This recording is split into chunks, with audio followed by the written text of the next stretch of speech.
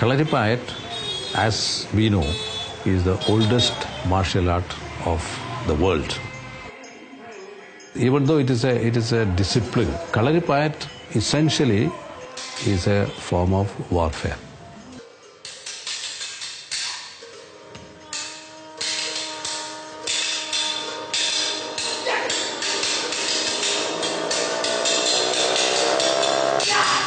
My name is Prasad, S.R.D. Prasad, that is Sri Raj Devi Prasad. So I am presently the guru of Sri Bharat Kalari. Sri Bharat Kalari was founded by my father, the late Chirakalti Sridhara Nair, in 1948. Kalaripayattu, in short, is the defensive art of Kerala. It is Kerala's own martial tradition. It traveled abroad and influenced even other martial art forms and emerged as new martial art forms elsewhere. That is how karate, kung fu and the original form jujutsu spread in China and Far East. Talking about the whole structure of Kalaripayattu, it is done inside a kalari. Kalari is also specially made. The topsoil is removed to a depth of maybe 3 to 4 feet. And in one corner there will be a presiding deity where we call Putara.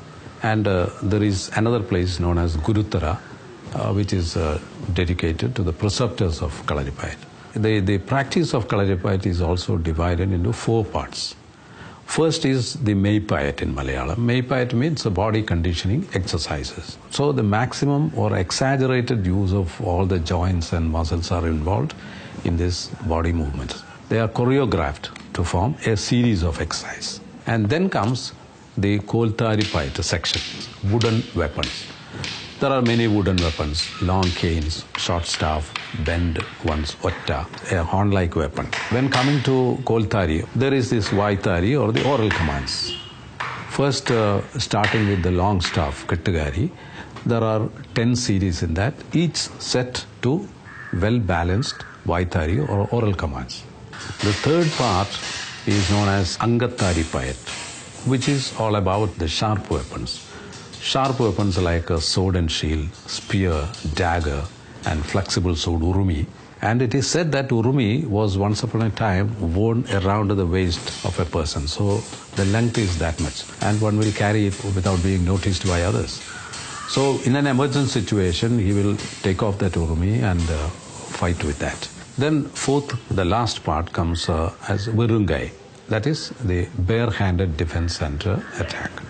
So after learning that and after acquiring the necessary skill and the reflexes for that, he or she should be able to defend any attack from any quarters with any kind of weapons. There is a therapeutic science also attached to the kalari. That is medicine.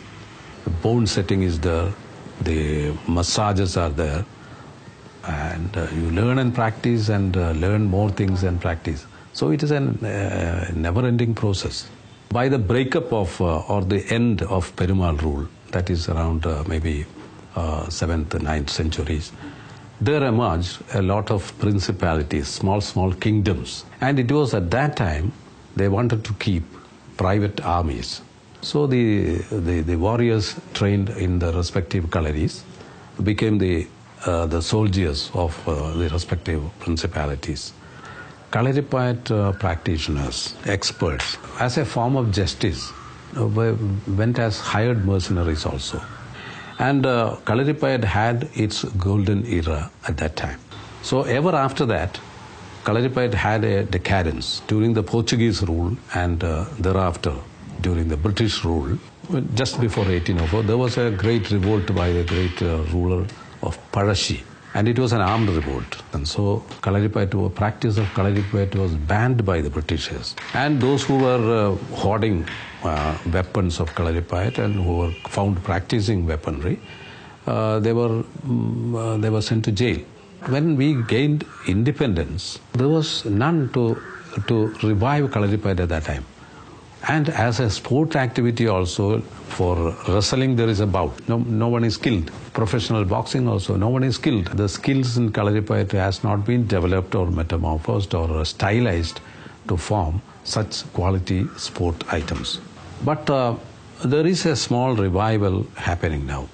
To my knowledge, there are more than 100 colleges where daily practice is going on.